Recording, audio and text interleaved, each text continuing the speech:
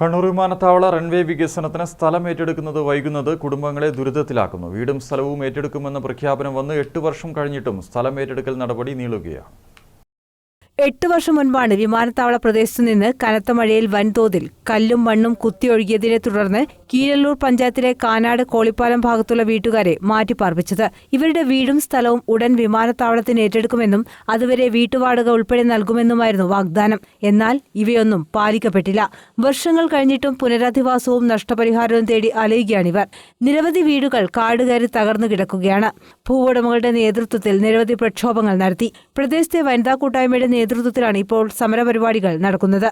Runway വികസനത്തിനായി 245 acre ഭൂമിയാണ് കാനാട് കോളിപ്പാലം ഭാഗത്തായി ഏറ്റെടുക്കാനുള്ളത്.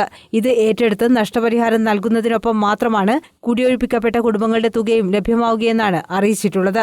942.93 കോടി രൂപയാണ് നഷ്ടപരിഹാരം നൽകുന്നതിന് വേണ്ടി വരിക. ഒന്നും ഒരു എത്തും പിടിയും കിട്ടാത്ത ഒരവസ്ഥയാണ്. സുഖമില്ലാണ്ട് അങ്ങനെയല്ലാന്ന് നമ്മളെ ജീവിതം. ഇത് എന്തെങ്കിലും ഒന്നാക്കി കിട്ടിയാൽ നമ്മൾ രക്ഷപ്പെടും. നമ്മൾ ഉള്ള സമരങ്ങൾ തേച്ചു എന്നാ പറയണ്ടേ. കണ്ണൂർ പോയി മട്ടന്നൂർ അങ്ങ് ഇങ്ങനെ എല്ലാടിയും സമരവും കൊണ്ട് പോക്കുള്ളൂ. നമ്മൾ ഈ 9 കൊല്ലമായിട്ടെന്ന് പറഞ്ഞാൽ ഇവിടെയുള്ള എല്ലാ ജനങ്ങളും വളരെ കഷ്ടപ്പാടിലാണ്. ഒരു 8 കൊല്ലം 9 കൊല്ലം മുമ്പേ ഇതെല്ലാം വയലായിരുന്നു, നല്ല കൃഷി ചെയ്യുന്ന വയൽ. ഞാനൊരു 6 കൊല്ലം ഇതിൻ്റെ അകത്ത് എന്താ പറയണ്ടേ വാഴയും പിന്നെ കപ്പയും ഇഞ്ചിയും നെല്ലും എല്ലാം പച്ചക്കറിയും എല്ലാം വെച്ചിട്ട് എൻ്റെ ജീവിതം ഈ വയലിലായിരുന്നു. ഇപ്പോൾ എന്താ പറയണ്ടേ പുല്ല് വരെ മുളകുന്നില്ല, കോൺക്രീറ്റിൻ്റെ ഇത് വന്നിട്ട്.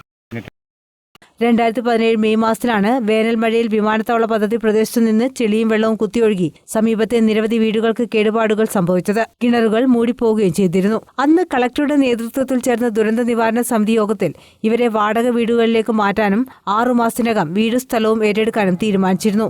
വിമാനത്താവള കമ്പനിയായ കിയാൽ വാടക നൽകണമെന്നും ധാരണയായിരുന്നു. എന്നാൽ 8 മാസത്തോളം മാത്രമാണ് വാടക ലഭിച്ചത്. പിന്നീട് അധികൃതരെ സമീപിച്ചെങ്കിലും കാര്യമുണ്ടായില്ല. പ്രദേശത്തു നിന്ന് കുടിയൊഴിഞ്ഞ കുടുംബങ്ങൾ ഇപ്പോൾ വാടക വീടുകളിൽ താമസിച്ചു വരികയാണ്. പ്രദേശവാസികൾ അനുഭവിക്കുന്ന പ്രയാസങ്ങൾ കഴിഞ്ഞ ദിവസം പ്രതിപക്ഷ നേതാവ് VD സതീശൻ നിയമസഭയിൽ ഉന്നയിച്ചിരുന്നു. മുഖ്യമന്ത്രിയുടെ ഭാഗത്തുനിന്ന് അനുകൂല നിലപാടാണ് ഉണ്ടായത്. നടപടികൾ വേഗത്തിലാക്കണമെന്നാണ് പ്രദേശവാസികളുടെ ആവശ്യം. News bureau, Mattannur.